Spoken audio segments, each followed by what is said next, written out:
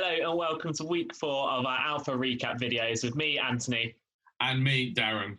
And together we make up the youth mission Catalyst Youth UK. You can see our email address and website on screen now. And if you haven't watched our past videos, head over to our YouTube channel and have a recap of them and have a watch of them, because hopefully you'll find something that you enjoy, hopefully you'll learn something, and hopefully you'll keep coming back to our next few videos. So our main question today is faith. How can I have faith? And we're going to jump straight into the questions. So Darren, kick us off with our first question. Our first question literally is that what kind of club would you start or join? Now, we had loads of different answers, and some of them were things like I would set up an acting club, or even a weeb club, spelt W-E-E-B, which kind of caused a little bit of confusion on the night. We also had one of the girls say she would start up a tea club, meaning not the cup of tea, but more of the gossip tea.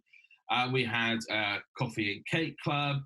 We even had one saying about having sweets from around the world or from around the country. So trying out different types of sweets or candy if you're watching from the US. We had things like a craft club.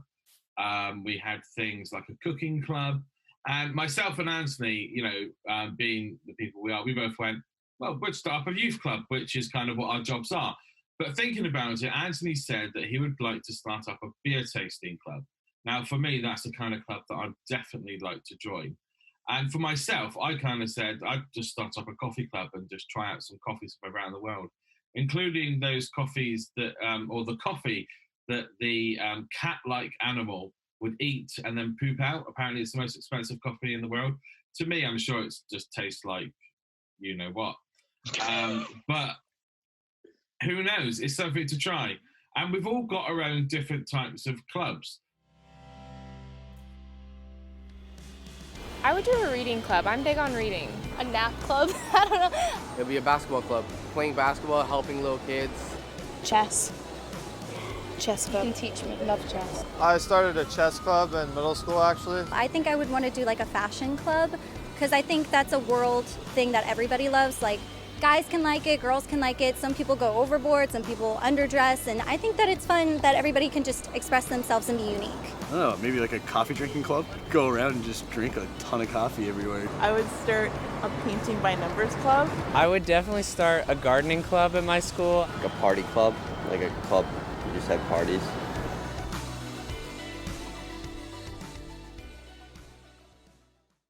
So that's what some of the general public around the world or around this country thought about this question. And you kind of must be thinking, like I am, what has this question got to do with Christianity? Well, it's about belonging. It's about belonging to a group. It's about belonging into a community. And that's what clubs are. Clubs are there that we go along and we are part of that community, whether it's a youth club, whether it's a coffee club, or whether it's Antony's beer club that hopefully is starting up soon. Any of those, it's a part of being together and being that community together. And that's the same as what Christianity is all about. It's being part of the wider church, is that community, it's that big family. So that led us on to our next question, is what do you think about Christianity being described in terms of a relationship with God? And Antony is going to take us on with this one. I am, but before I say anything, I think we should see what the public have to say first. Like personal relationship with God, that's beautiful. I think it's the same as having a personal relationship with anyone. Christianity, I think it's definitely a relationship with God. I don't think it's something that you can go around and force upon people. I think it's something you have to let people individually find for themselves. I would think it's probably fairly one way. So I think some people could have that relationship and some people just see it as religion. Yeah, I think it's really cool. Like being able to pray, trust in Jesus. I like it. It's hard to relate. I'd say if someone I don't have a relationship with God, not something I personally believe in. I think he's supposed to be like a friend for you, right? Or like a father figure. I don't know if you can have how personal a relationship can be. It's down to the individual.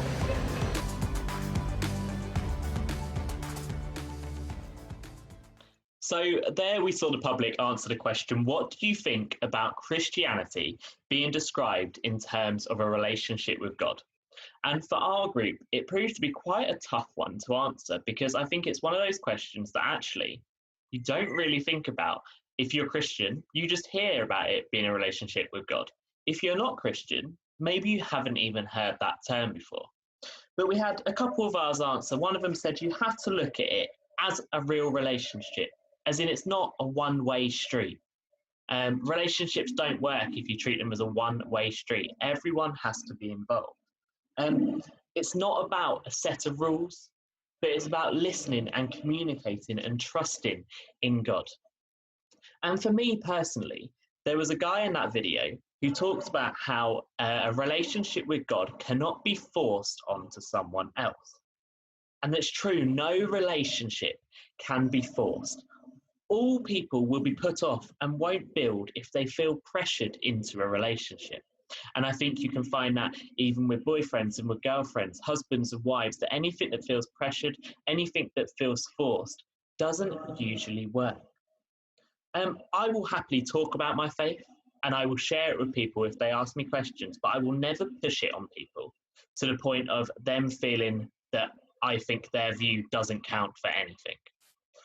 Allowing the individual to find that relationship themselves is key to Christianity, and it can't be pushed onto someone. They have to discover God for themselves. They have to discover that relationship for themselves and actually discover what that relationship means to them, because each person's relationship with God is individual and it is personal to them. It's unique. No relationship is the same.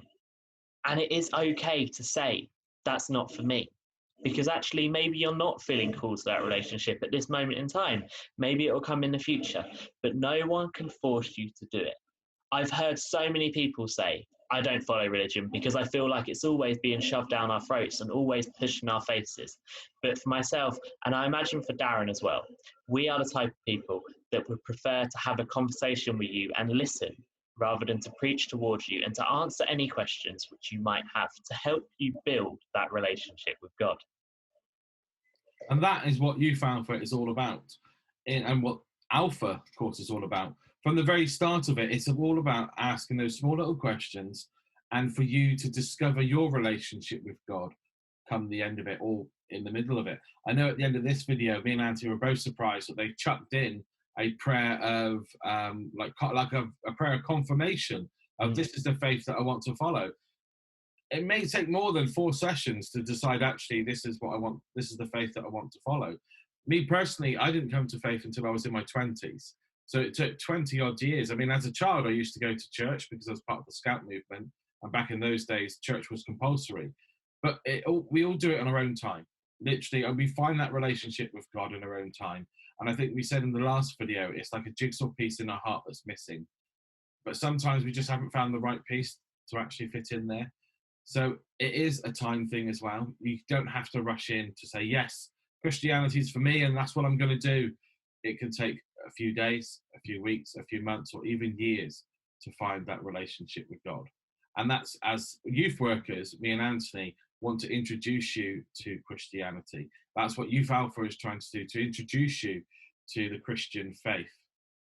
Absolutely. And for me, I know I grew up going to church. My mum used to take me along with her, but I feel that I didn't really consider myself as a Christian until I actually started attending youth camps and hearing more about it myself and experiencing it more myself and learning more around people that were on the same level as me, the same age as me, and maybe the same maturity as me at times, because I feel that when it's taken too seriously, that's sometimes when you get a bit put off. But there's so much fun you can have through Christianity, so much joy that can be brought throughout it. And that's what we hope we can share with you. But this leads on to our third question, which actually we're going to show you an image of a swimming pool. And it represents a relationship with God. And we just want you to have a look at it and talk about which character do you identify with most? Do you identify with the one that looks like they're being drowned under? Have you dived headfirst in? Are you just swimming along? Are you observing from the side? Or maybe you're just dipping your toe into it? Where do you feel you stand on that? And will that change as you go through these recap videos?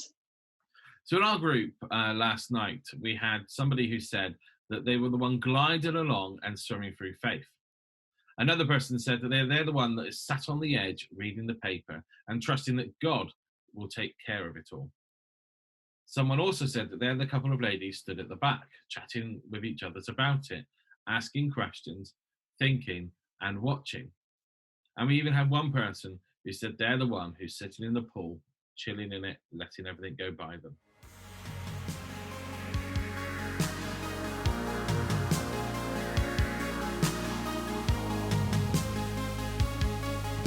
I'm this guy right here who's checking himself out in the mirror. Of course. I think that was you. Half in the pool. Yeah, with your top just kind of remaining out. Peaceful. I could go fully under, but I'm just chilling. I feel like I would be the one dipping the toe in, because I've always seen in front of me, but I've always been like, do I want to get further into it? I don't know, it's kind of cold. I'm really close to him. As you can see, I'm right there. I'm not way down there. I'm close to him, but just sometimes I lose touch, basically. I'd be that guy walking in. He's ready to go scuba diving, but he looks happy, but he's definitely just entering the room. I guess I would be the lifeguard, because I'm not religious, so I don't feel like I'm actively a part of it. Oh, I'm the guy diving in. I'm the guy diving in. I'm the one that's diving into religion. Like, you know what? Faith, baby.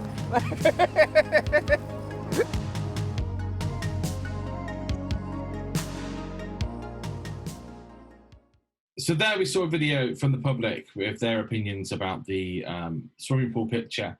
Now, one of the things that stood out for me is the lady in there that said that she's not religious. I've had that. I've had people say to me that I am religious. Well, actually, I don't class myself as religious. I class myself as having a relationship with God. The same as what we've been trying to say all the way through this week's video, is that it's finding that relationship with God. I've had him through thick and thin. He has been there. He's been at my side. He's been behind me, before me. There's a really good song that's doing the rounds at the moment called The UK Blessing. You should check that out. We'll stick a link up here for you to watch it. And it's the words from there. It is, he has been beside me and before me and behind me. And it's with his help that I get through things in life. And without it, I'd be pretty alone spiritually. I grew up in a predominantly Latino kind of gang-infested neighborhood. A lot of violence, a lot of gang life, but a lot of like young families and you know, people just trying to make the best of their life. It was around that same time also I just kind of fell in love with hip hop.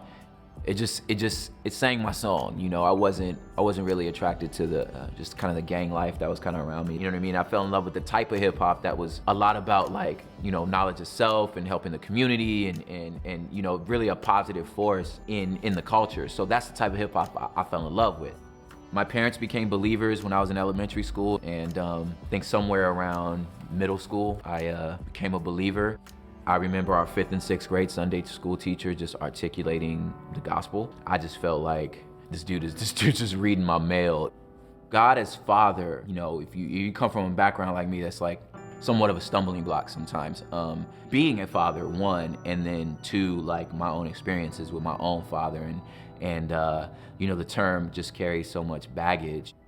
I guess there was a moment where I really did have to make a conscious decision to inform my personhood and just really trust the scriptures for my identity. But I think in a lot of ways, at least for my story, is that God as a father really gave me something in a very selfish but tangible way, something to be proud of, something to look back and say, but this is who I am. I think the passion and the personal knowledge and relationship with him kind of comes from the fact that even in that position of a global, universal kind of ruler who still took time to stoop down and identify me specifically, gives me a sense of sonship and a sense of belonging and family. So living that freeness, that goodness, like I would hate for my daughter to think that like, if she failed a test at school or got sent to the principal's office somehow or another, she's any less my daughter, like, or I'm somehow so disappointed in her that she's no longer a part of my family. That's ridiculous. You're my daughter. I love you regardless. You know what I'm saying? So you belong. So now from that, we can work on, you know what I'm saying, you making better choices. But this doesn't change your status with me. You know what I mean? And I think if we got to keep that in the front of our minds, that these things don't change our status with the Father. Like you're good, you're loved still, you know what I'm saying? And there's no amount of mistakes that can change that. So that brings us to the end of this week's video almost. At the end, I'm going to do a short prayer and a short reflection time, which you can either stop the video after we say our goodbyes in a second, or you can stay on and listen to that video. It's entirely up to you. One of the things I would like to do is just remind you that we are all children of God, and that we are all loved by God, and that He wants a relationship with every single one of us. And that is what Alpha is all about. Alpha is to help you find that missing link in your life, to help build that relationship with God. It isn't going to happen instantly. It will take its time. But come and join us for Alpha, which runs on a Monday, and we'll stick a link to get in contact with us somewhere on the screen for you now. Yeah, and obviously, if you want to know any more, if you've got any questions, or you just want to chat to us about anything, then you can find our website. You can email us at the addresses on the screen now. And hopefully on our website, you'll be able to find out more about what's going on in our own churches, what we're putting on as Catalyst. We are writing a blog 2 times a week, one from myself, one from Darren. They get published on a Wednesday and a Saturday. And if you want to have a read of them, it would be great to hear your views and maybe even get you involved in them in the future. But from those blogs, we are also starting to do activities for our forum on the website. And there's an activity up now, which it would be great to get as many people as possible as we can involved, because we feel the outcome of it will be fantastic and equally ridiculous in what we can put together. But as Darren said, 7:30 till 8:30 on a Monday evening for Youth Alpha. Any questions, anything you want to talk about, just contact us at the addresses which you can see now. So that leads us on to the part where we say goodbye. But before we say goodbye, I just want to pop up on the screen now somewhere around here, is that this coming Sunday, I am taking part in a 24-hour marathon gaming session online. I'm going to be streaming online to all the major platforms, hopefully linking it onto our website if I can work out how to do it. Also, one thing I'd like to ask is for you guys to join me. Antony, whichever way you're seeing him, is going to be joining in as well for doing some of it. I don't think he's got the stamina to do the whole 24 hours because he needs to sleep. Well, but I'll help you join tonight. Yeah, so there's many people that have said they're going to come and join. It'd be really good for you guys to come and join me as well. If you can't join me and just want to watch the ridiculousness of me gaming, because I'm absolutely rubbish at it, I'm far from being a professional or anything. I just do it for fun. Come along and have a watch of that. And also, if you can, donate a couple of pounds to the charity. The charity is Macmillan. They help people who are going through cancer. They helped my father-in-law before he passed away, and it's a charity that's quite close to my family's heart, and it's probably quite close to everybody's family at the end of the day. You know, I think 1 in 5 people are affected by cancer in this country. So come along, give a couple of pounds, watch me make a fool of myself, make sure I'm still awake the next day because I could be asleep on my keyboard or something. But whatever you can, either donate, join me, or just watch. That would be really, really cool. And that brings us to the end of our video. So it's goodbye from him. And it's goodbye from him. Goodbye. See you soon. See you soon.